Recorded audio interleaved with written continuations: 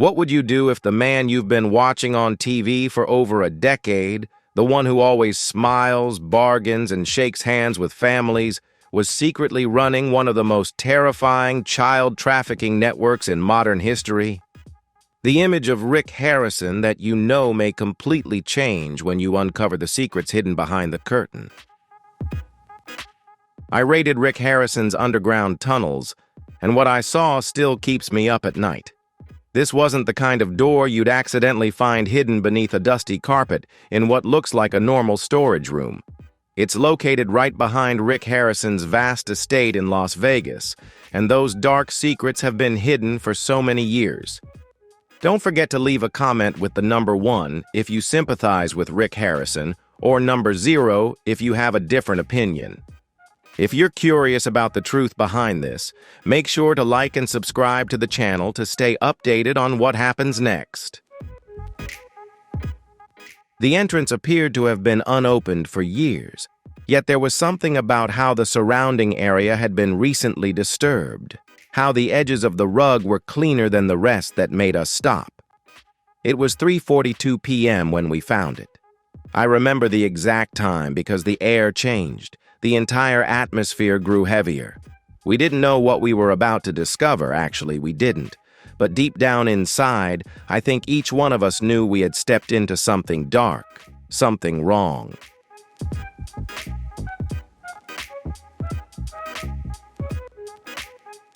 This is not your average investigation. This is not a typical raid or check based on vague information. This is a full-scale federal raid with the involvement of members from the FBI's Organized Crime and Human Trafficking Division. Rick Harrison was arrested just a week before on money laundering charges and suspicion of human trafficking, which at first glance seemed completely at odds with the man so many people knew from TV, the beloved pawn shop personality of America, the fast-talking, quick-witted Rick, who made audiences laugh for years on Pawn Stars, suddenly becoming the center of a shocking case that rocked the entertainment world.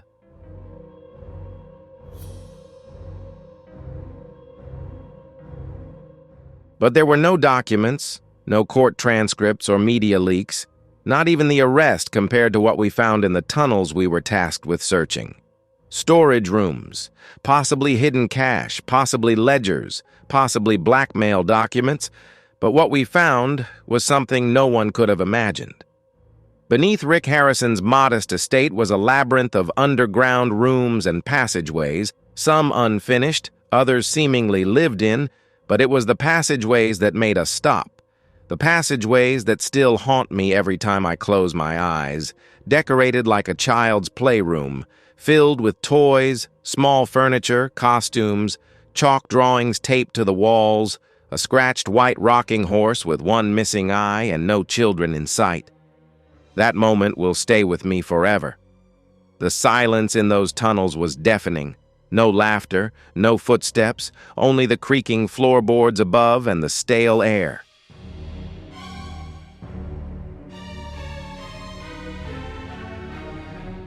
The breath of silence underground had no logical explanation for what we were seeing. There was no reason why a man without children living in the house would have not just one, but many rooms filled with children's items. Yet they were there.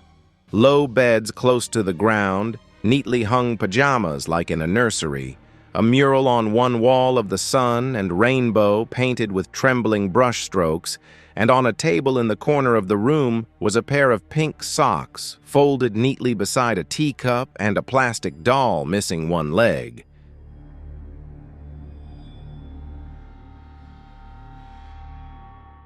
Who had been down there?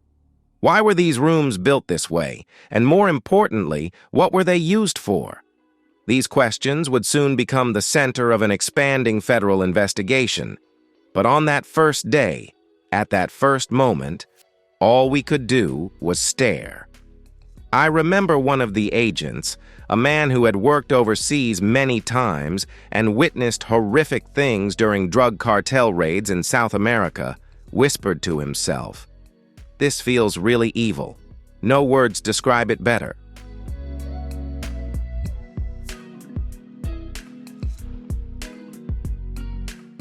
And it wasn't just the runes leaving traces, but also the feeling that someone had been watching us, that we were being observed from some hidden vantage point.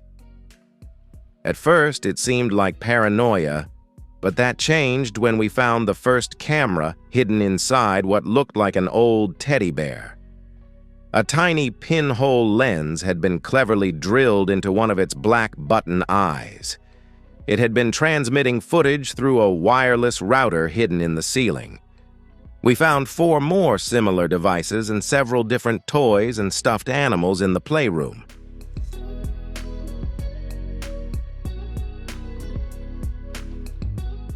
When everything shifted from surreal to terrifying surveillance inside what seemed like a safe space for children, and nothing was recorded, nothing reported, no one knew it even existed, no neighbors, no real estate developers, not even local police, to understand the scale of what was happening, we needed to go back several months earlier when the first whispers of something strange reached the authorities.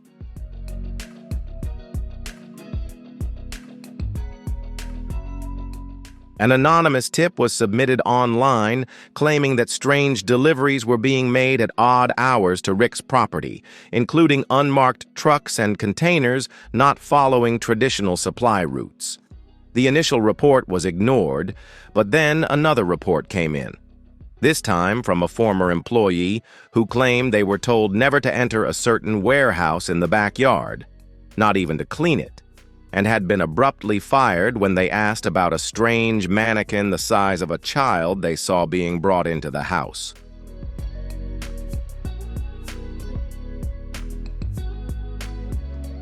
The employee's name was kept confidential for safety reasons, but their statement was the driving force behind the preliminary surveillance and financial audit. After that audit, a large sum of money was found being transferred through shell companies linked to Rick. What was more concerning was that many of the recipient accounts were traced back to known human trafficking hotspots in Eastern Europe and Southeast Asia, enough for the FBI to assemble a task force, and that's how we ended up there, standing in that tunnel, staring at a room meant for someone with no voice to speak for themselves.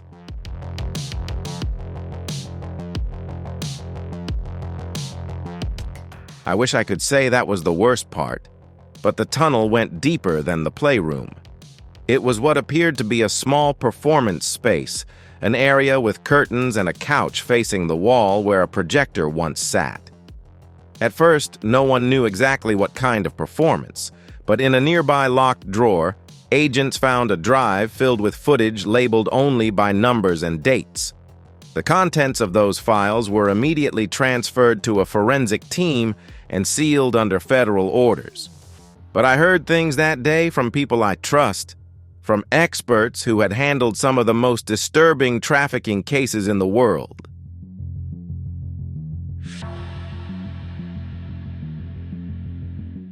They said it was unimaginably bad. Too bad to believe stories like this about people we thought we knew. No one wants to imagine that behind a reality TV show, the smiles could conceal a dark, secret maze so sinister that grown agents wept over what they saw. But it's the truth. I was there, I saw the rooms, I touched the toys, I heard the silence, and it changed everything. This isn't just about one man, it's about how evil lurks right before our eyes, how one person can live 2 lives. A life above ground filled with light and laughter, and a life underground.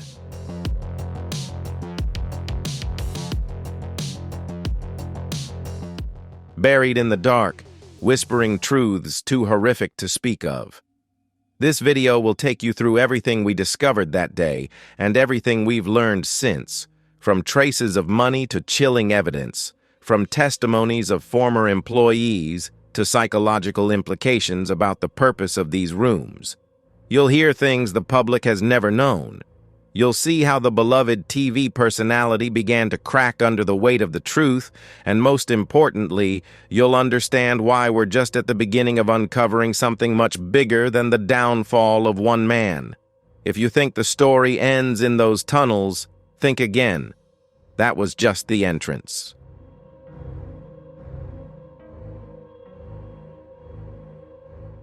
The news didn't explode in a dramatic television moment like some might expect. There were no flashing red banners or prime-time reveals. It all started as a whisper within the industry, a quiet ripple soon exploding into a storm. Rick Harrison, the face of the long-running TV show Pawn Stars, was arrested on charges of money laundering and, more disturbingly, suspicion of involvement in human trafficking. To understand how such a public figure, a man who built a brand synonymous with American antiques and negotiating, found himself at the center of one of the most disturbing criminal investigations in recent memory, you have to rewind months, even years.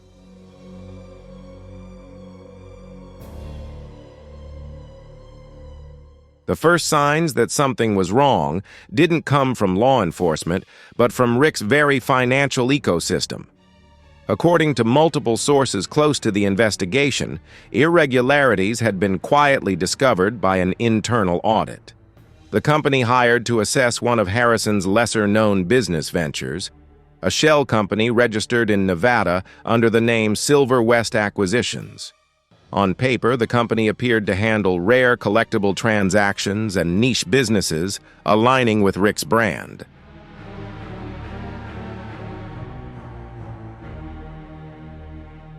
However, what stood out to the auditors were large money transfers, often in cash or digital currency, moving in and out of accounts without clear business purposes. One day, an electronic transfer to a logistics company in the Philippines, tens of thousands of dollars sent to a customs agent in Serbia, money that didn't match any inventory, no invoices, no shipments related to these transactions, nothing made sense.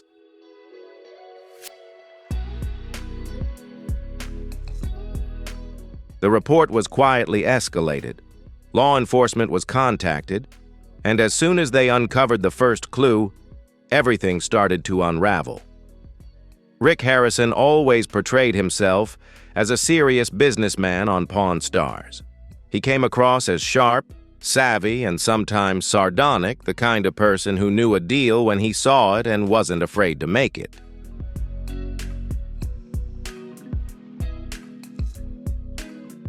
Forget it if the numbers don't add up.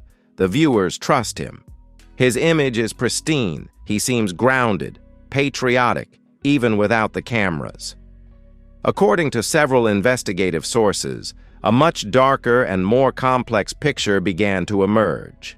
Court records later made public revealed that Rick wasn't just laundering money through shell companies, but he was allegedly involved in a network of brokers and traffickers operating under the guise of import-export businesses, particularly in Eastern Europe and Southeast Asia.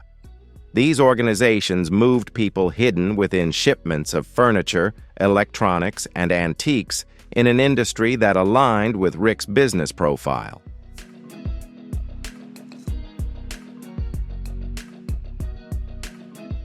What initially raised suspicion became undeniable when a series of bank accounts linked to Rick's name and the parent company of Pawn Stars LLC were traced to suspicious deposits totaling over $4.7 million in just 6 months.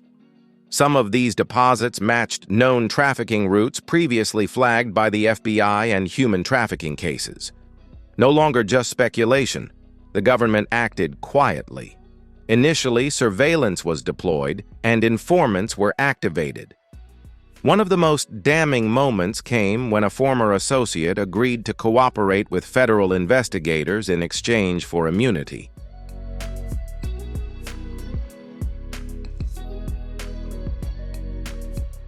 This individual, whose name remains protected under a court order, is believed to have played a key role in handling logistics for some of Rick's lesser-known investments, including the now infamous properties on the outskirts of Las Vegas. This associate revealed something chilling. Rick insisted on renovating one of his properties, an underground construction unauthorized by city planners and not recorded with zoning boards. The work was done at night, with workers, mostly undocumented laborers, mobilized through third-party contractors and paid in cash. This associate claimed Rick was obsessed with keeping the construction secret, even threatening anyone who asked.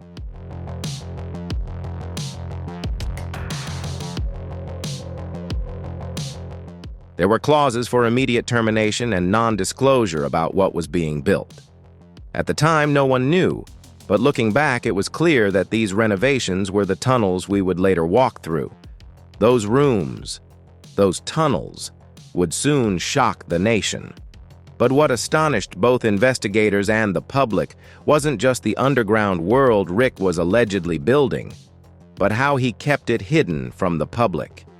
He continued filming episodes, posing with fans, appearing at auctions and conferences, all while behind his carefully crafted image, he was accused of coordinating international transactions and expanding a network that thrived on secrecy, exploitation, and silence.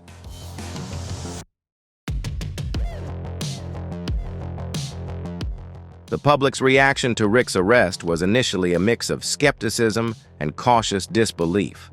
Loyal fans flooded social media to defend him, memes circulated, comparing the accusations to bad jokes. After all, wasn't this the guy who bartered baseball cards and Civil War rifles? The idea that Rick Harrison could be involved in such a nefarious operation.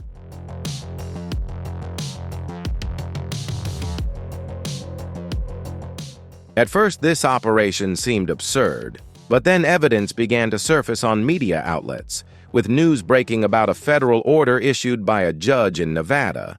Documents outlined detailed allegations of extortion, human trafficking, and conspiracy to engage in illegal international business transactions, not just money laundering. The allegations pointed to a much deeper level of corruption requiring cross-border cooperation, digital footprints, and well-funded infrastructure to maintain. More than 25 pieces of evidence were listed in the arrest warrant, including encrypted text messages, photos, seized financial ledgers, and vehicle routes tracked by GPS.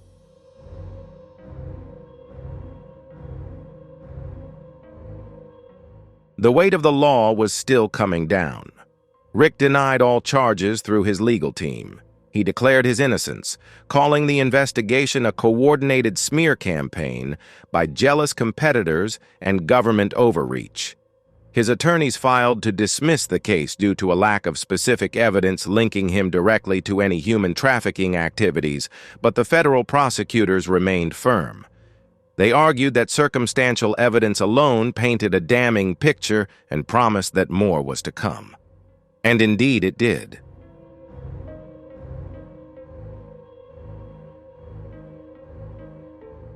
One of the most shocking developments was the raid on Rick's private storage facility in Henderson, Nevada. It was believed to be a simple warehouse for storing collectibles, but when investigators arrived, they discovered something entirely different. Hidden behind a mobile shelf containing old cash registers and jukeboxes, they found a locked room filled with safe deposit boxes, surveillance drives, and records that contradicted Rick's claims of ignorance. Among the items seized was a hard drive containing surveillance footage from inside his residence. The footage included time-stamped clips from inside the tunnels. The videos didn't show everything. Much of the content was corrupted, possibly deleted or encrypted, but it was still enough to sketch a troubling picture of secret movements controlled within the underground structure. Shadows passed over cameras, strange lights at odd hours, and in one clip, an unidentified man is seen walking down a hallway carrying what appeared to be a child's backpack.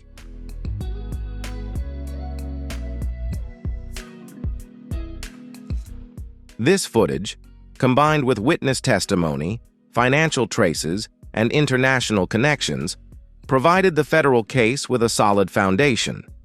By the time Rick was officially charged, the tone of reporting shifted from skepticism to horror, but the case wasn't fully formed at that time. Only after the raid on Rick's estate, the raid I witnessed, did the full scale of the new nightmare become clear. that the raid was not intended to uncover any tangible items, but to validate classified documents, financial records, and pinpoint potential safe deposit boxes. What no one imagined we would find was what we did.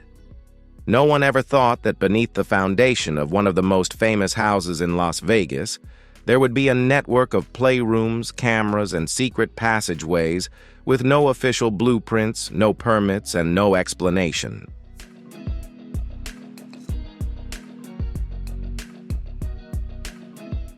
How long have others known about this? What about those who frequently visited his estate? Did they see anything? Were they involved? These are the questions that have driven this investigation, and we will explore them in the upcoming chapters. They say that the most shocking discoveries are never loud ones. They are quiet, subtle things that you almost miss unless you look with the right eye. That's exactly how the entrance to Rick Harrison's underground tunnels revealed itself. Not with drama, not with alarms blaring, or a keyboard hidden behind a painting, but with a thin crack in the floor, misaligned with the rest of the wall paneling.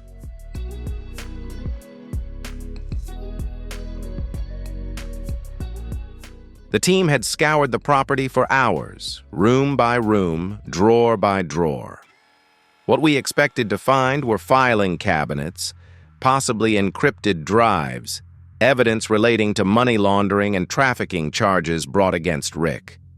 But no one was prepared for what appeared behind a sliding false panel in a tool storage room, where a stack of seemingly old crates had been deliberately arranged to block the view of a rusted square metal trap door at the edges. But unmistakably, it had been used, and the hinges had recently been oiled. Someone had been down there.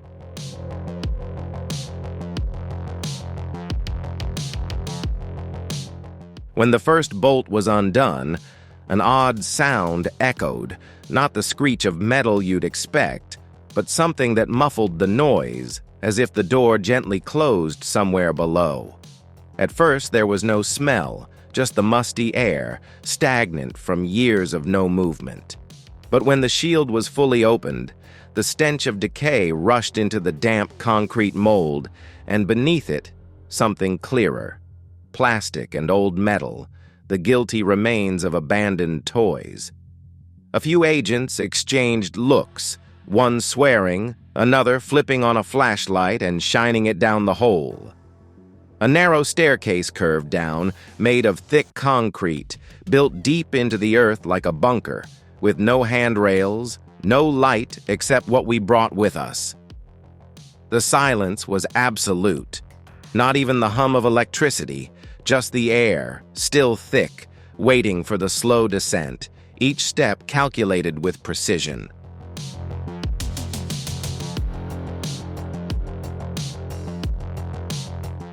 Only when everyone in the room had reached the edge, the deeper we went, the colder it got, did the staircase end at a sealed metal door with no handle on the outside. But someone or something had installed a hidden push latch in the wall.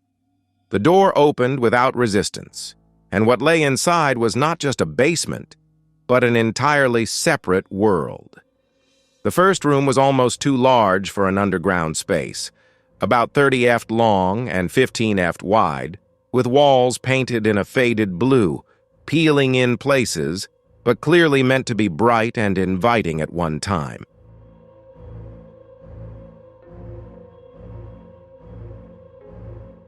The walls were adorned with children's drawings, flowers, a smiling sun, stick figures holding hands. It could have been mistaken for a kindergarten space, if not for the overwhelming sense of decay and the complete lack of any signs that children had ever used it. On the left, there was a small, child-sized table with a plastic tea set, a faded coloring book, and crayons worn down to stubs. Behind a shelf of stuffed animals, all facing outward, all intentionally arranged, a rocking horse stood in the corner, the kind you'd find in a 1950s Sears catalog, but one of its wooden ears was cracked, hanging loosely by a piece of wood.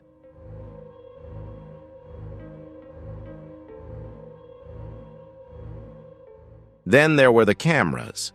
They weren't hidden in this room, not like the others mounted in plain sight above corners with thin wires leading into the walls. They didn't blink, they didn't make noise, but they were there, pointing directly at the play area. Someone had been watching deeper into the tunnels. Clearly, this wasn't just a room, but a network of branching corridors, low ceilings, no windows, thick walls, soundproofed. Each room was decorated differently. One room had pink walls, a wardrobe labeled with unicorns and hearts, and a closet full of costumes. Princess dresses, small police uniforms, doctor outfits, all sized for children aged 4 to 7 years old.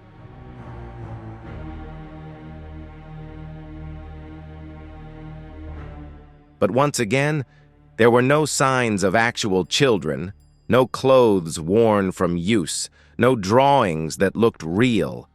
Instead, everything had the feel of being staged, designed, a manufactured version of innocence, a version that raised more questions with every step. Why would Rick Harrison, a grown man with no young children in his household, need a space like this? He opened a drawer in a small nightstand. Inside were dozens of photos, not of people, but of toys. They were cataloged, numbered, logged as if they were part of an inventory system. Many of the toys in the photos matched those found in the room. Someone had taken the time to record them, preserve them, with no fingerprints on the most commonly handled items, no DNA from children, nothing but dust and the eerie feeling that everything had been kept clean, not for comfort, but for secrecy.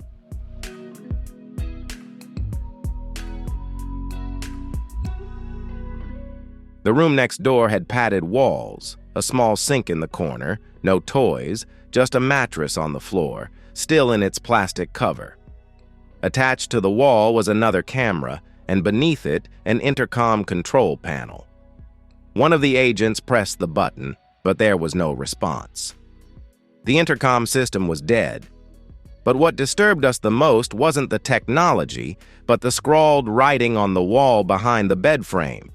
The shaky, uneven letters, as if they were carved with a blunt object to write simple words, "Don't forget the game." No one spoke for a moment. No one wanted to be the first to say what we all were thinking. This wasn't just a strange architectural project or a forgotten experiment. This was a space designed with purpose, a dark purpose.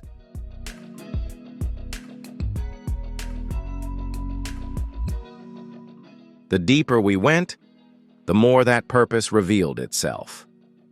The last room we entered that day was the furthest and coldest from the entrance. The air here was still thick, suffocatingly stale. We had to pry open a door that had swelled from years of dampness. It creaked loudly, and the sound echoed down the hallway as if something was waking up inside. The empty room had almost nothing but a single chair bolted to the floor, one dim light flickering above, and a small wooden crate with a camera pointed at it. No toys, no drawings, just that single chair. This was not a child's room. It was a staging area, an interrogation point, or worse.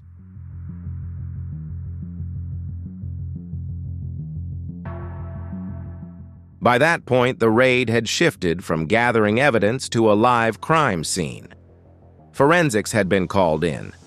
Luminol tests revealed traces of biological material at certain corners of the walls, some fingerprints that didn't match, not completely, but enough. The tunnel was declared a restricted area, and the estate was sealed indefinitely. Outside, the sun still shone, the world still vibrated. Tourists still took pictures outside the pawn shop, unaware that miles below the neatly trimmed grass, something terrible had been discovered. The media wouldn't hear about it until many days later, by which time the public story was still catching up with the reality of the charges.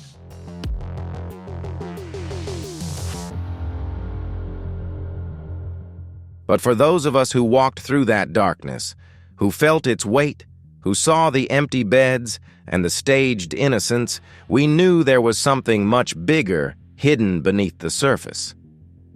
Rick Harrison's tunnels were not just strange, but not just secret either. They were built to conceal, and the truth they concealed was just beginning to surface. The moment you stepped into the first playroom, your mind rebelled against what your eyes were telling you. It seemed innocent, sweet, but there was something in your gut that twisted as you fully comprehended it. Too perfect, too clean, too staged.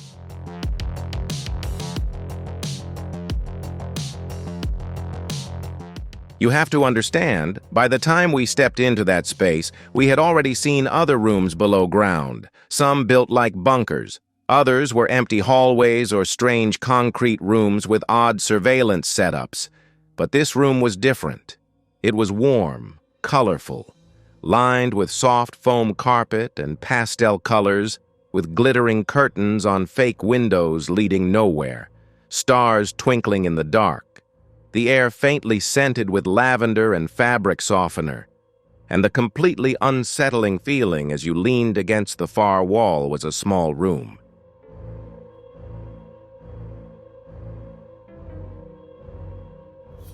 The bookshelf was filled with children's books, The Very Hungry Caterpillar, Goodnight Moon, a few Explorer bookends, and even a Dr. Seuss shelf, the covers still intact, some with price tags still on. In the middle of the room, there was a small, round plastic table surrounded by little red, blue, yellow, and green chairs, coloring books neatly arranged in a row, each crayon sharpened, each page still blank. It didn't look like a room where children had ever played. It looked like a room someone wanted you to believe children had once played in.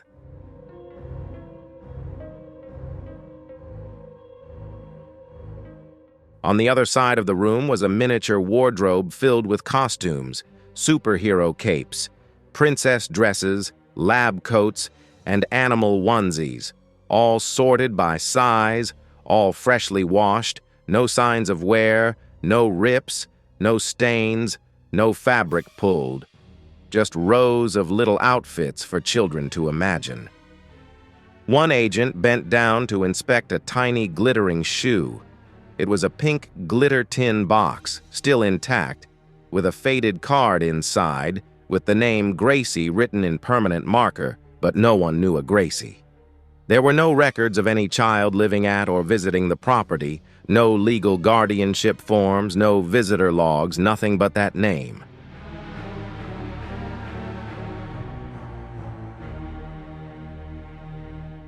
The deeper we went, the more troubling the details became.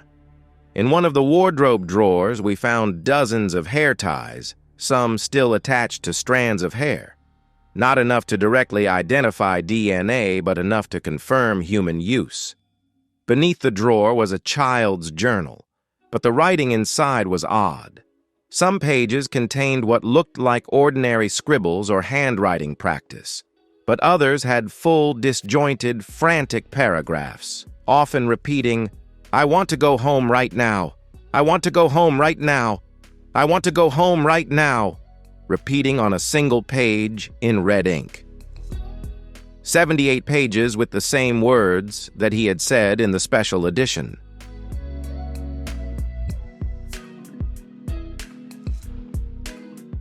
Of course, we took the journals, cataloged them, sent them to behavior specialists, but even without official analysis, the message is chilling.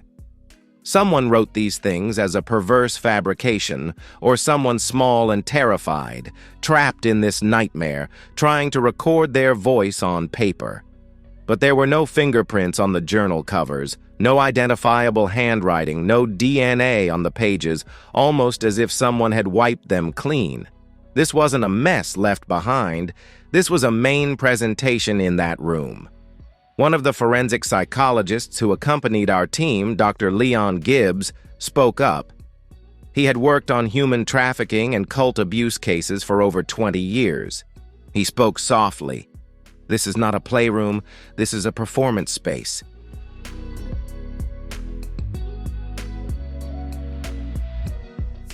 Someone was arranging childhood here like a set designer. We found 4 more rooms like this, each with its own theme. One room was designed like a miniature classroom, complete with a whiteboard, a fake attendance list, and alphabet blocks on the walls. Another room mimicked a nursery nap room, with several cribs, thin blankets, and a white noise machine still plugged in. One room was even set up like a birthday party, with used streamers hanging and party hats scattered on the floor, an unopened party supply kit lying on a folding table. But the most bizarre thing above all was the absence of any digital devices in these rooms. No iPads, no TVs, no electronics that children might normally have access to. This was an artificially staged, nostalgic space, a selective simulation of childhood untouched by the modern world.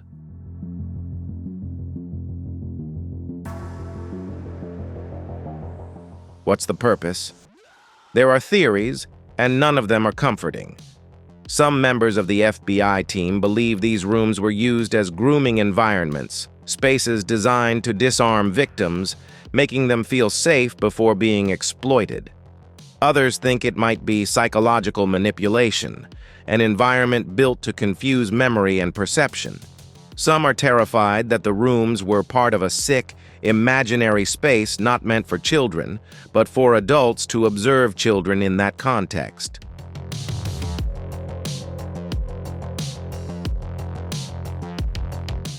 And when we found the viewing room, those suspicions grew.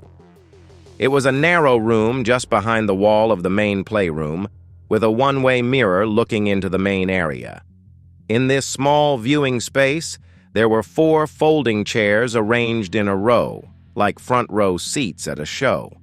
A camera was mounted on the ceiling, and a notebook was placed on a side table with timestamps and handwritten observation notes. Page 1. The topic is a princess dress, speaking for 13 minutes, seeming hesitant to follow the script. Page 3. The subject doesn't respond to sound stimuli, today suggesting the use of sedatives. The pages continued like that, cold, clinical, and chilling. Who wrote them? We didn't know at that moment, but the handwriting was later compared with records found in Rick Harrison's office safe upstairs, and the match was confirmed.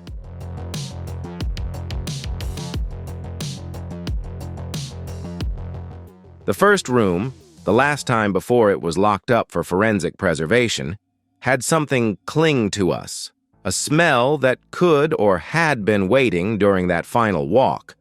We noticed something strange that somehow we had missed before. Faint scratches inside the cabinet door as if fingernails had scratched it, as if someone had been locked inside. We measured the depth.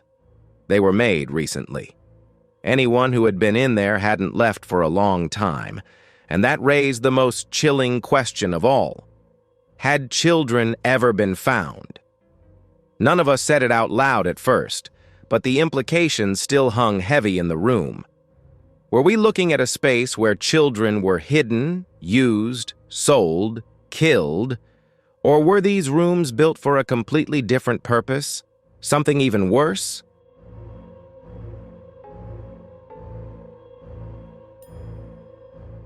That's what we would uncover next when the agents finally entered the place they later called the evidence room. No one was prepared for the true scale of what had been stored inside. Unlike the playroom or the observation room, this part of the tunnel network wasn't painted brightly or staged as a children's sanctuary. It was simple industrial cement walls, shelves bolted to the floor, heavy-duty file cabinets stacked together, each locked with rusted padlocks.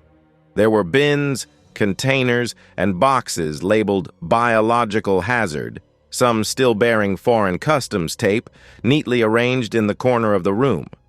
There were 14 hard drives. This was the heart of the operation, not just the physical space, but the digital storage, the ledgers, the safes, the secret detention room no one was allowed to see.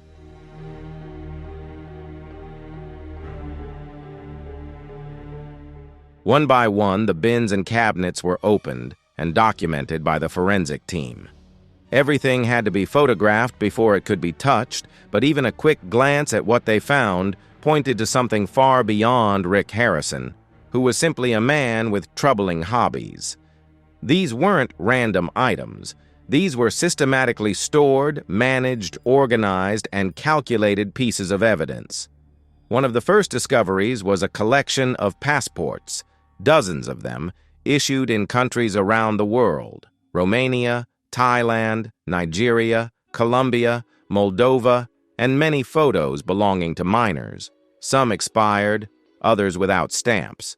But their names told the story. Some were flagged in the International Missing Children database.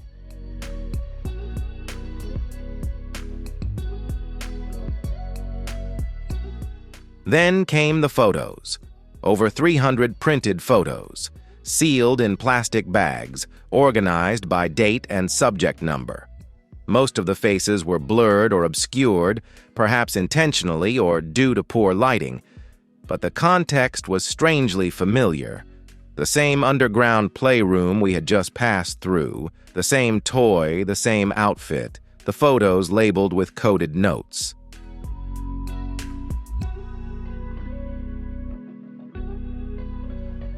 The final observation had no warmth in the documents, no empathy, just a catalog. In the far corner of the biometric locked steel cabinet was a stash of compact recording devices, handheld cameras, night vision lenses, motion sensors, and portable transmitters. Some devices seemed customized, others were commercially available but heavily modified to hide inside everyday items. There were stuffed animals with transmitters sewn into pacifiers with integrated microphones, and even a plastic cup with a straw hollowed out to conceal a tiny lens. Why would someone go to the trouble of hiding surveillance equipment inside children's toys? The question lingered in the air like poison.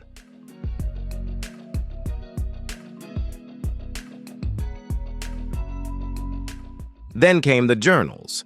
This time, not fake children's notebooks, but carefully organized financial ledgers. Every column aligned, every transaction labeled, thousands of entries across multiple notebooks, but they weren't in English. They were written in a cipher, a code matching older forms of criminal activity, the shorthand used by international smuggling organizations. The FBI forensic accounting team immediately flagged the entries for decoding. The initial translation revealed numbers linked to names, dates, and what appeared to be destinations. Some destinations matched known human trafficking corridors, some were ports, others, disturbingly, were five-star hotels in places like Dubai, Miami, and Istanbul. Don't forget to leave a comment with the number 1 if you sympathize with Mike Wolf, or number 0 if you have a different opinion.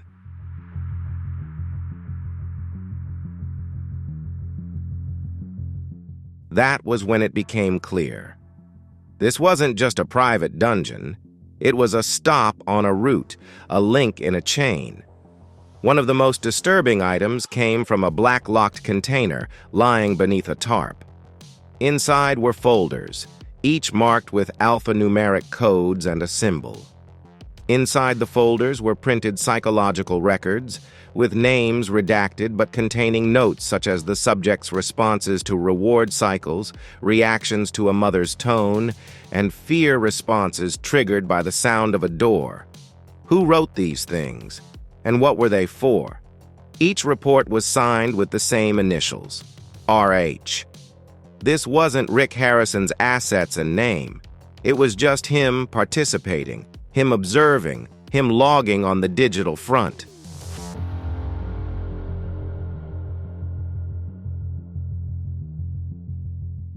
The hard drives were seized and sealed immediately. Federal analysts began restoring data within 24 hours. What they found was later classified and sealed behind many levels of legal restrictions. But from a few insiders who spoke off the record, we learned that there were folders matching the physical image codes, files with hour-long video recordings of children in the same room we had walked through. Some of them were acting, reciting lines, others sitting still.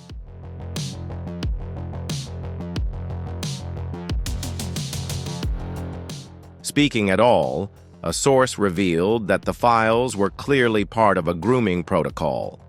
Even more disturbing were the file names: Session 1, Initial Compliance Session, Session 3, Resistance Session, 9, Ready for Transport. Each video, each photo, each line in those ledgers continues to shed light on the public image of a man who until now had been regarded as nothing more than a savvy businessman with a film crew. At one point, an agent happened upon a folder labeled Inheritance Assets. Inside were photos and names of adults, mostly women. Each file included contextual data, financial information, and notes like converted, non-compliant, or reassigned.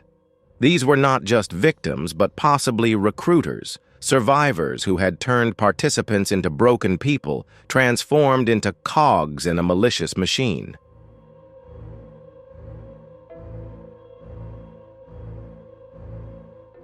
Another trash bin was found near the wall at the back, filled with identification cards, school ID cards, library cards, all belonging to individuals under 18 years old. Some were bent, broken, or scratched, while the names on others remained intact. Some agents couldn't complete the room scan. They had to breathe a sigh of relief. One was seen crying uncontrollably in the hallway outside. Another was vomiting in the driveway. This was not just a crime scene. This was a mass trauma site. Perhaps the most haunting artifact in the entire evidence room was a single framed photo, carefully placed in the corner near a filing cabinet. It was a picture of a young Rick Harrison smiling, standing next to two people with scratched faces, his arm around a child. It wasn't a famous family photo, not one used on Pawn Stars. This was a deliberately personal image, hidden away.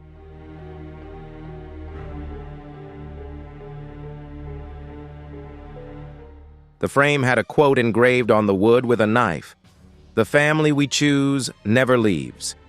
To this day, no one knows exactly who the people in that photo are, but the message and placement told investigators everything they needed to know. This wasn't just a business, it was a belief, it was a ritual, it was a legacy. As we cataloged the room and sealed it, one of the senior agents turned to me and said something I would never forget. "This room isn't evidence. It's a blueprint for how evil can be disguised, labeled, stored, and hidden behind steel doors. A blueprint for how a man like Rick Harrison can live two lives, one in front of the camera lens and one beneath the floorboards in the dark."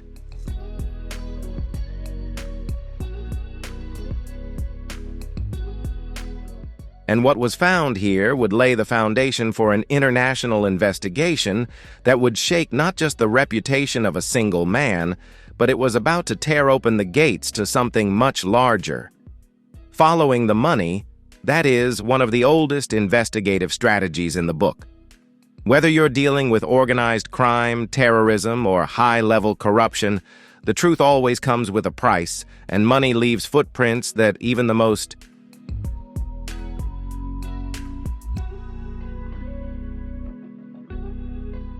calculated crime can't be completely erased, and in the case of Rick Harrison, those footprints stretched far beyond Las Vegas and the familiar world of pawn shops, reality TV, and collectibles. What investigators found in his financial history would ultimately prove more condemning than any item found in the underground tunnels. The money not only exposed his guilt, but hinted at something even more terrifying. Rick Harrison was not acting alone. It began with a flag raised by a federal financial crime unit long before any tunnels were discovered or evidence rooms were opened.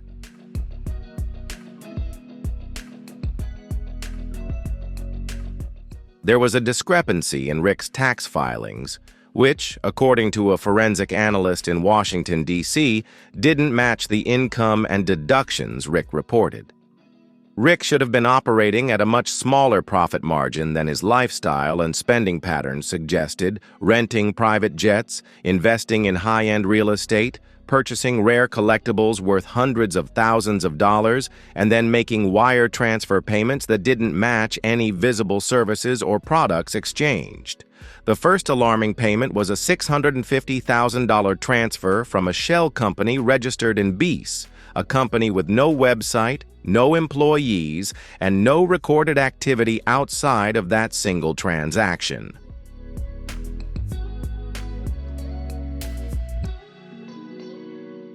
Yet the money was disbursed within 48 hours and deposited into one of Rick's subsidiary businesses, a fake auction company that existed only on paper.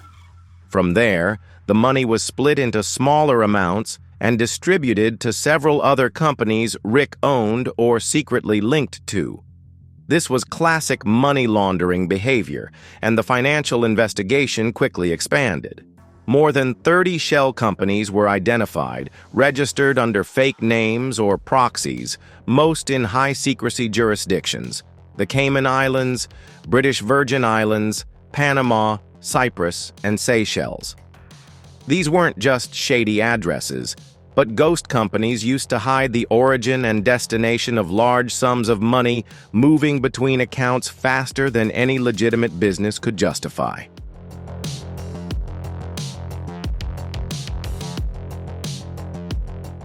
Investigators worked backwards to trace those financial arteries to see where the money went. What they discovered was alarming.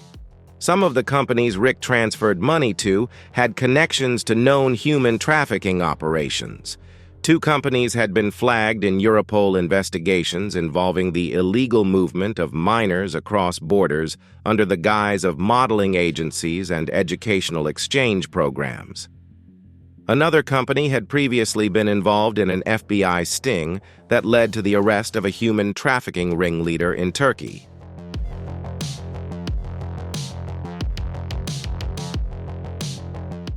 And the frequency of the transactions was as suspicious as their scale. Instead of transferring money once, Rick's network used a tactic called structuring. Dozens of smaller transactions just below the reporting threshold to avoid automatic detection. Like tracking a criminal hiding in plain sight, each step was carefully designed to seem insignificant when viewed in isolation, but when connecting the dots, investigators screening the sample also discovered that many of the transactions coincided with Rick's international travel dates related to commercial flights, private jets, and even covert border crossings in Europe on 2 separate occasions.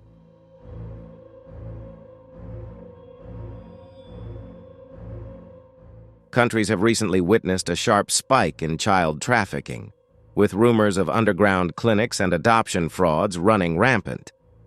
One of the most chilling discoveries came from a bank in Macau, where investigators uncovered a previously unknown trust fund linked to Rick's name.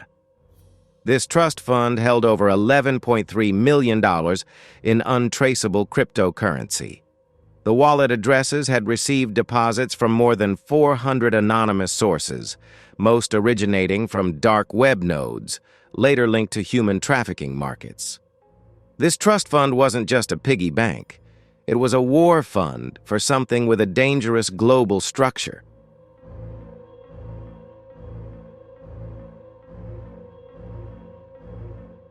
Even more disturbing were the encrypted memos related to certain wire transfers.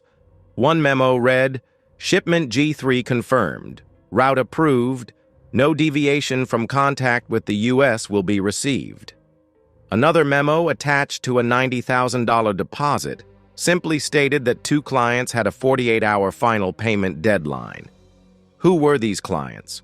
What was being transported, and how many others were involved?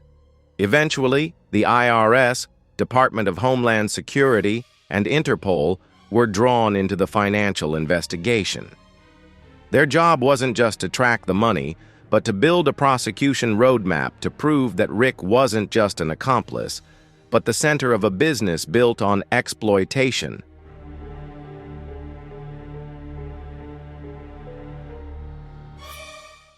A financial investigator who had worked on the Bernie Madoff case years ago commented that Rick's network was more sophisticated, more layered, and ultimately more insidious than anything he'd seen in an economic case. This wasn't just about embezzlement or hidden income. It was about using financial systems to move human lives as assets on a balance sheet, and it all linked back to Rick's legitimate empire, the pawn shop. Long praised as the heartbeat of Las Vegas pawn culture, it was revealed that it wasn't just a tourist trap. Multiple wire transfers had gone through the store's business accounts.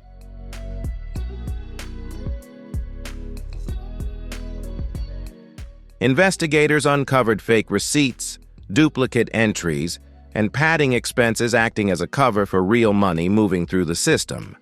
Rick even created fake invoices for recovery services and consulting fees to explain the appearance of funds.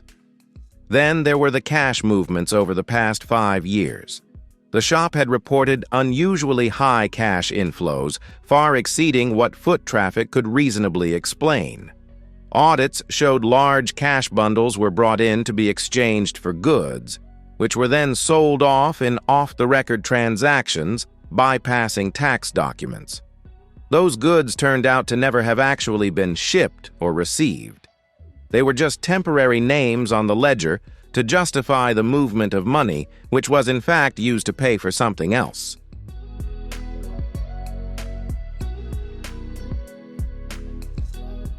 But perhaps the most chilling revelation came when a forensic accountant connected a series of charitable donations made through one of Rick's funds to front organizations, essentially shell nonprofits. These organizations claimed to be building schools or funding children in developing countries, but they didn't exist. The addresses listed were for abandoned warehouses, the board members were fabricated, and the donations were used to purchase unchecked international flight tickets, some under the names of missing minors. That was when the case no longer revolved solely around Rick Harrison. It expanded.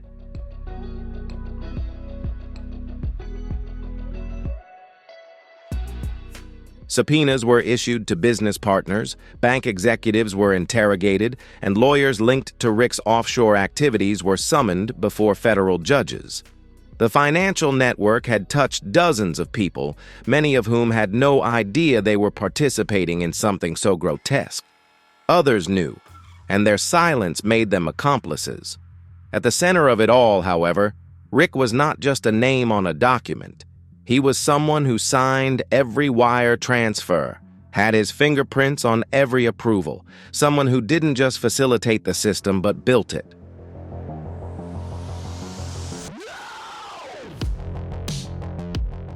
And the most damning part was the timeline matching the financial traces. Every time a suspicious wire transfer was recorded, there was a real-world match, whether it was a hidden room equipped with newly installed cameras or a shipment arriving at midnight. All of it was connected, painting the picture of a man who turned his wealth into a weapon, someone skilled in the art of camouflage, not only of himself but everything horrific he built under his own roof.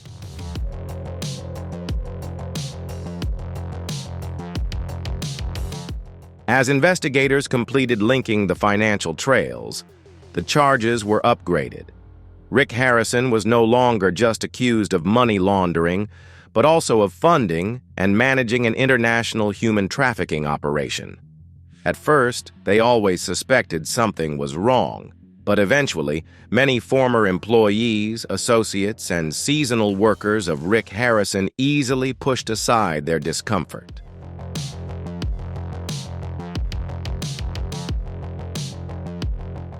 He was a famous man, constantly surrounded by cameras, media attention, and fans. Eccentric behavior was expected, privacy was expected, demanding secrecy, restricting access to certain rooms, strange overnight construction projects. These things were strange but not entirely unreasonable for a man of Rick's stature.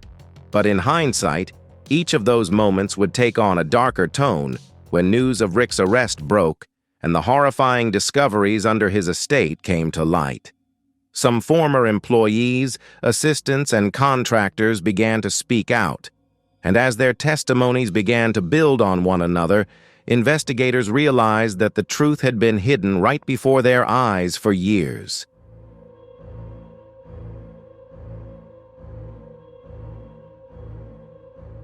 The first to speak up was a woman named Angela Torres. She had worked for Rick as a live-in housekeeper and part-time cook for less than 4 months in 2021. She had been hired through a third-party staffing agency in California with promises of high wages, full accommodation, and flexible hours. At first, everything seemed fine until she was told there were parts of the house she wasn't allowed to clean. "There was a basement I'd never seen," Angela explained in a recorded interview. "I wasn't even informed about it during my orientation, but one day I asked where I could find the laundry, and Rick became very tense. He told me one part of the house didn't concern me, to stay away from it. His voice changed, and I remember the hairs on the back of my neck standing up."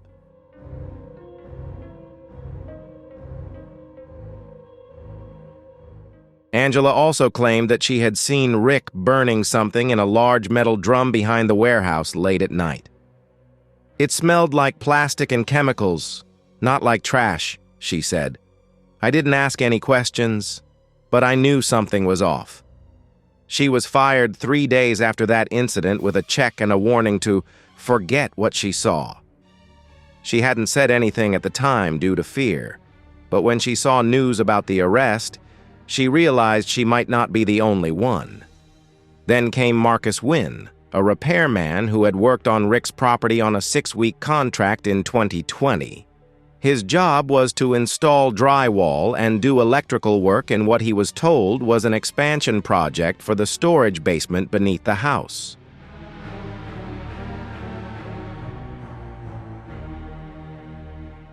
He was paid in cash, with no official paperwork filed.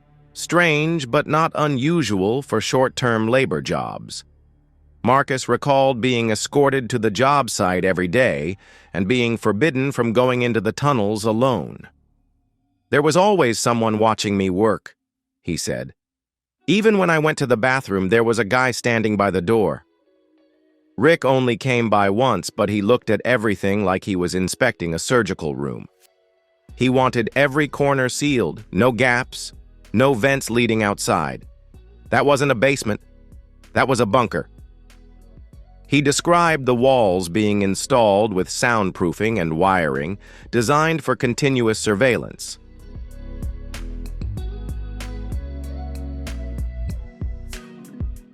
He had asked what the room was going to be used for out of curiosity. His supervisor had said, "You don't want to know, just finish the job." That was all I needed to hear.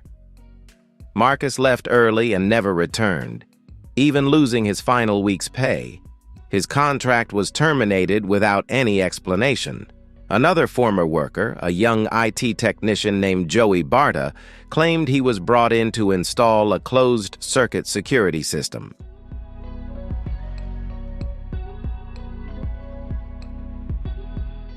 Inside Rick's house, he was told that it was the storage space for his personal art collection and that no data was stored on the cloud.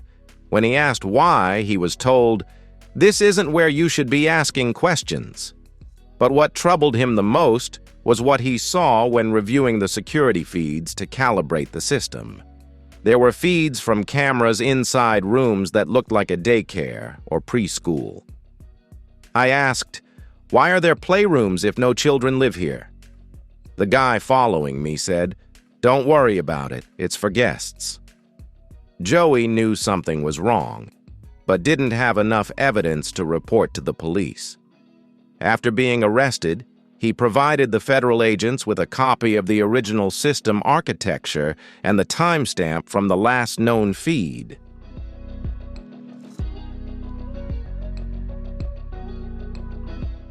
However, the most painful testimony came from someone much closer to Rick, his former personal assistant, who asked to remain anonymous for safety reasons.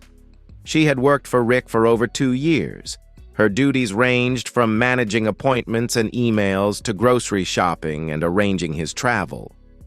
But it was the private tasks that started to raise her suspicions. He had me book tickets for someone with no ID, no last name, just a name and a destination. I asked how I could do that, and he handed me a disposable prepaid phone and told me to call a contact. I called, and the man on the other end didn't even hesitate. He just said, "Use the parcel forwarding system labeled as antique transfer." That was when she realized this wasn't just the eccentricity of a celebrity, but a crime hidden behind the charm.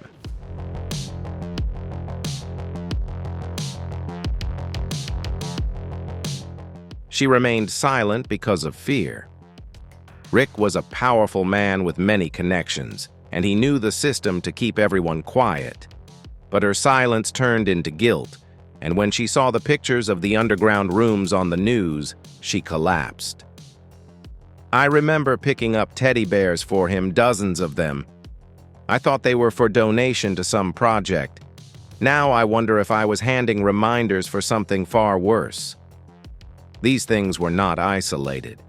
Accounts, many former associates began stepping forward. A private driver was directed to take clients to a nondescript entrance behind the estate. A delivery driver recalled delivering boxes labeled as stage closets at midnight.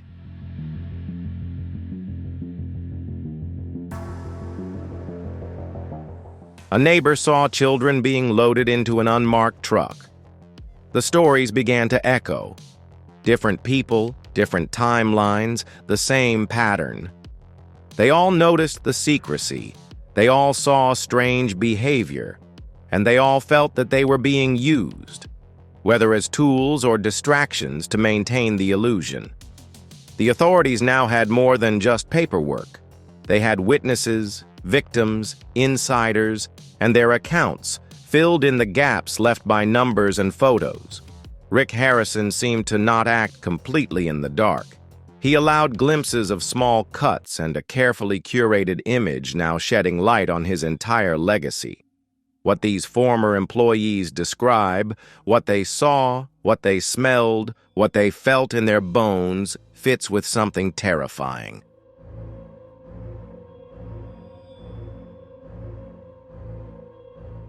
The truth is, the tunnels were not built in isolation, but were expanded, cleaned, modified, and monitored by maintenance staff, and nothing happened without others being complicit or at least turning a blind eye.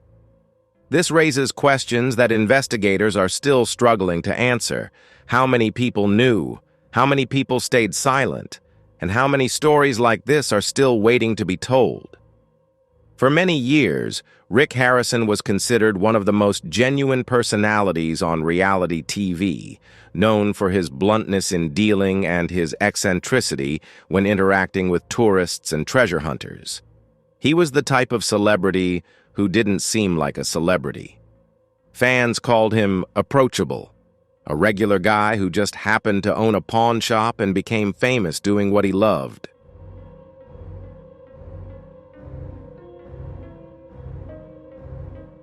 That very image made the truth difficult to accept for the public.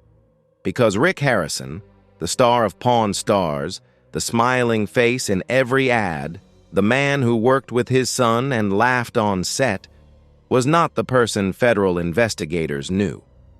The public version had been carefully constructed, and it wasn't an easy facade to crack. But when it cracked, the reality beneath was horrifying. One of the most chilling aspects of this case was how convincingly Rick's double life fooled the public.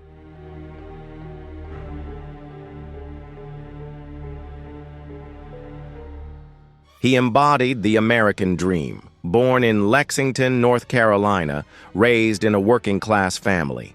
He built a business from the ground up with his father.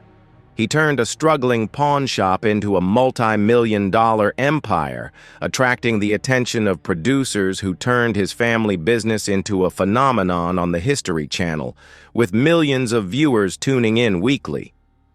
Tourists flocked to the gold and silver pawn shop in Las Vegas, often hoping to catch a glimpse of Rick or his son, Corey. Rick welcomed them with open arms. He had spoken at conferences, written a best-selling autobiography, and even given inspirational speeches on entrepreneurship, resilience, and integrity.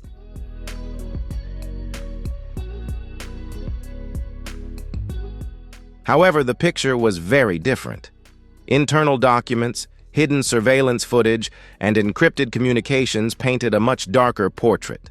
While the world saw a man who loved rare artifacts and coins, investigators saw a man using that very business as a front, a place where artifacts were exchanged not just for cash, but for silence and information. And when it became a crime too terrible to speak of, what struck many observers was how Rick used his persona so casually. His public persona wasn't just a facade, it was a shield, a buffer that allowed him to deflect suspicion for years. Who would suspect a man who made people laugh on cable TV? Who would interrogate a family man running a pawn shop that had become a tourist attraction?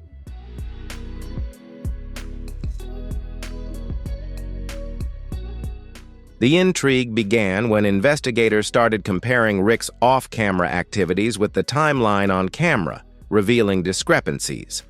There were long gaps in his filming schedule, trips labeled as business opportunities that were never recorded in the official production notes. His unexplained absences were always covered up with quick jokes or vague excuses.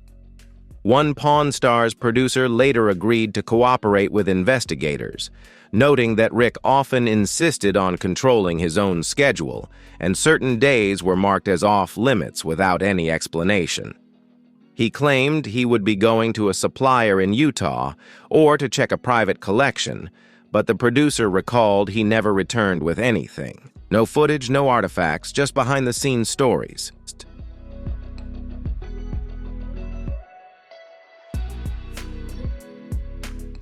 Rick was known to be intense, not abusive, not overly controlling, but methodical. Everything on the show had to reflect well on him. He often demanded hot footage if he felt his tone wasn't right or if a deal didn't make him look smart.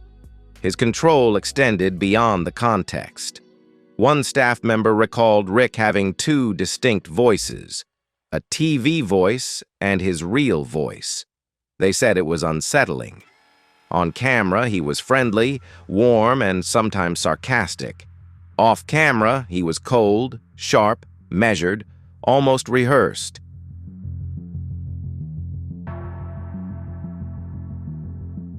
The most shocking evidence of Rick's double life, however, came from digital forensics agents. They discovered two separate digital identities Rick maintained across multiple devices.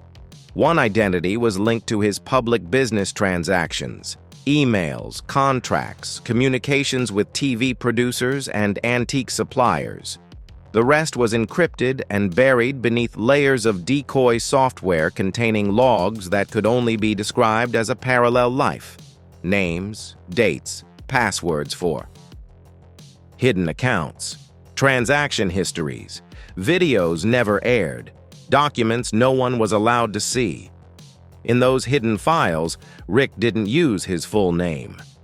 He signed as RH32, a codename directly linked to the encrypted files found in the tunnel network.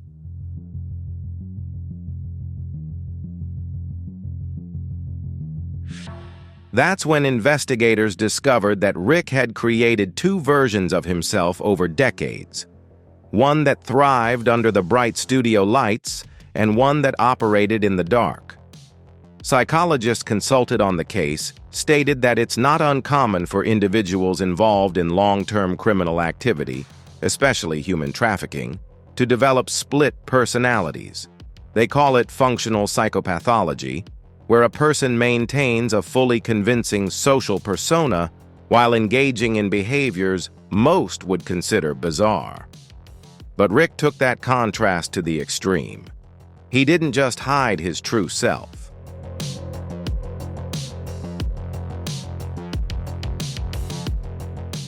He benefited from deception. The more his fans adored him, the more invincible he became. Every appearance on television, every handshake, every photo taken with tourists reinforced the illusion and allowed him to operate under the radar. Even now, after his arrest and the mounting disturbing evidence against him, there are still people refusing to believe the truth. Some fans believe he was framed. Others say it's all a misunderstanding. That's the power of persona. When someone builds a character so familiar that it's accessible, we forget they're still human and thus capable of doing evil.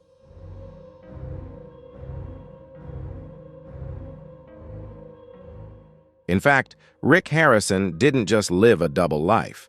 He built an empire with one hand and buried crimes with the other. He smiled at customers on the pawn shop floor while deals were funneled through shell companies beneath the surface. He posed for photos with children outside the shop, while agents were now searching for the identities of children who may never be seen again. The most haunting part of this investigation wasn't just what Rick did, but how he managed to evade justice for so long. Because when someone smiles in front of the camera long enough, we stop questioning what they do when the lights go off.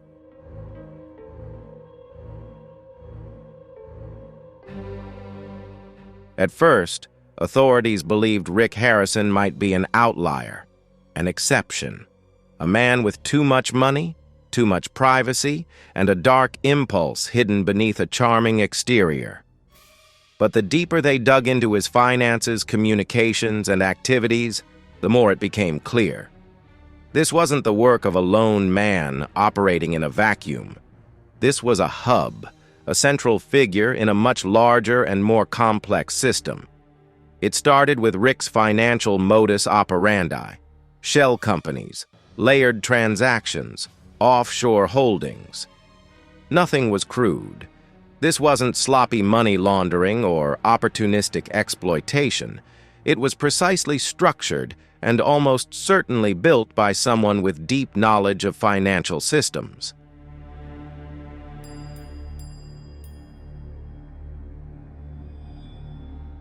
Within the Department of Homeland Security, linking multiple connections to known money laundering operations in Europe and the Middle East, some of which had been broken up in earlier sting operations over the past decade. What was alarming was how closely Rick's network mirrored those cases. Using obscure organizations, repurposing legitimate business fronts like his pawn shop, and utilizing third-party logistics companies with no physical presence, all indicating a linked infrastructure. It mirrored the tactics used by human trafficking rings operating between Southeast Asia and Eastern Europe. That's when international agencies got involved.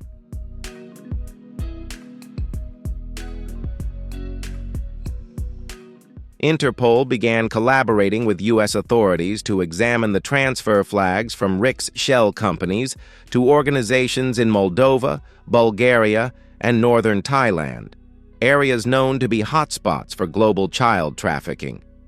Many of these organizations had previously appeared on watch lists, but had never been officially linked to U.S. suspects.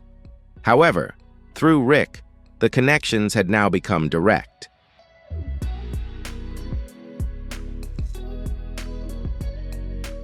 One of the more troubling discoveries came from a Romanian child protection nonprofit, which had received 3 donations from an entity controlled by Rick on paper.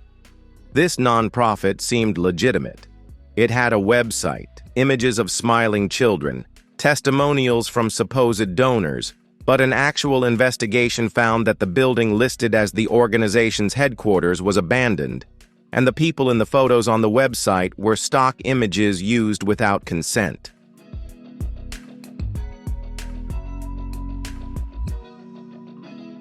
Further investigation revealed that the same Romanian nonprofit had received donations from 4 other shell companies connected to U.S. citizens, all of whom had been charged or were under suspicion in prior human trafficking investigations. The connection surfaced in Turkey, where authorities raided a private estate suspected of operating as a holding facility for trafficked minors. Inside the house, Agents found photos of a U.S. man later confirmed to be Rick Harrison, one where Rick stood in front of a black SUV with foreign plates. In another photo, he was sitting at a table in a restaurant with two individuals who were already on Interpol's watch list for trafficking and exploitation.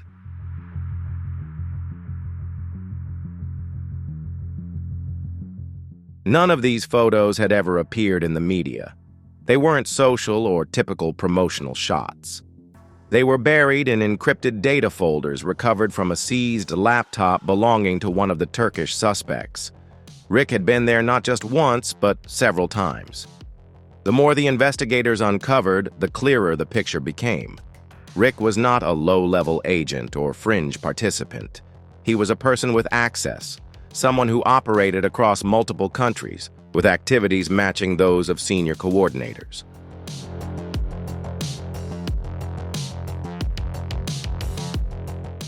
Digital evidence further confirmed this theory.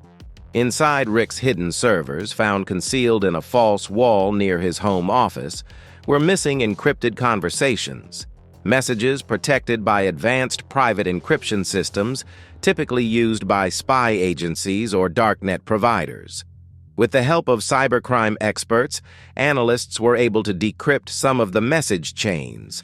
The conversations discussed delivery times, cleanup schedules, and inventory turnover. The terms weren't immediately incriminating, but were highly suspicious when cross-referenced with names, flight data, and routing codes.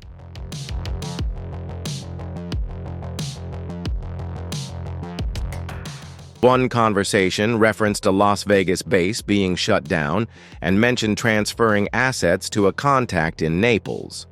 Federal agents quickly began investigating the location in Naples, Florida, only to discover a property owned by an offshore trust, linked to the same legal agency that helped Rick set up one of his shell companies in Bice. It wasn't just the new financial connections that mattered, but also the repeated use of the same legal support entity, the same bank, the same fake non-profit organization, all operating across borders and identities, all protected by similar means.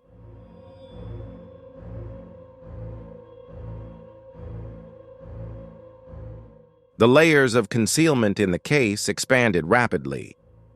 U.S. agents are now working in coordination with law enforcement agencies in at least 9 countries. Some mid-level agents in Eastern Europe were arrested after being found moving minors with forged documents originating from suppliers whose emails were found on Rick's encrypted drive. These suppliers were not just contacts, but partners. They forwarded scanned documents to Rick, he responded. He sent money, and they executed one of the most reprehensible transactions.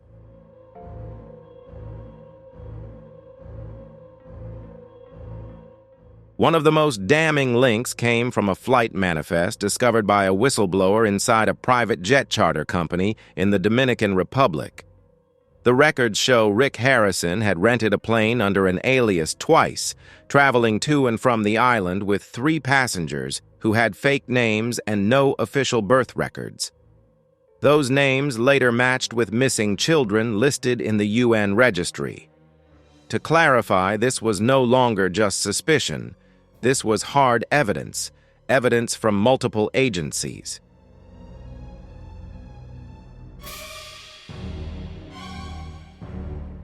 The theory now is that Rick became involved in a human trafficking supply chain, not just to profit from it, but to manage it. Part of his house served as a node in that chain, a processing station, possibly a testing ground, or worse.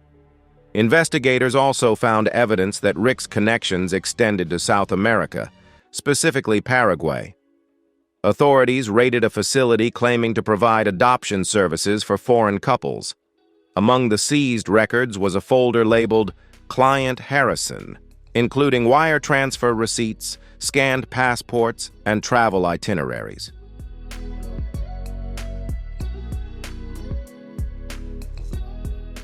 The documents detailed the steps in the child-seeking protocol.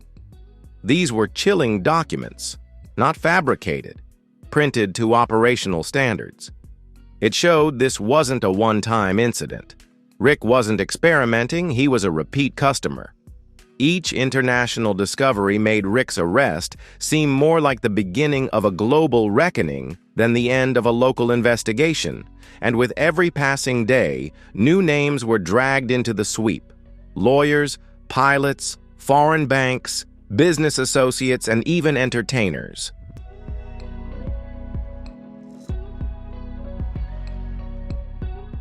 What began as a shocking raid on a Las Vegas estate has evolved into the exposure of an entire network. And Rick Harrison, the man once seen bargaining for collectible coins and vintage guitars, now stands at the center of a network spanning across continents, moving people like commodities and operating in silence for many years. The most terrifying realization is that for the network to operate for so long, it had to be protected, sheltered not only by money, but also by influence, public image, and societal distraction.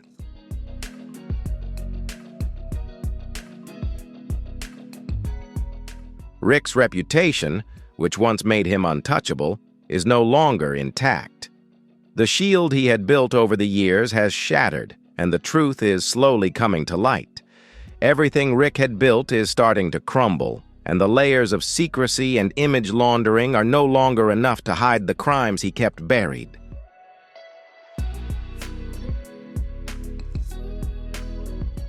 This story is not over yet, and there are many more shocking and intriguing things waiting for you. Don't forget to leave your comment below if you think Rick Harrison is not the person he appears to be. Make sure to like and subscribe to the channel so you don't miss the next exciting videos. See you in the next one.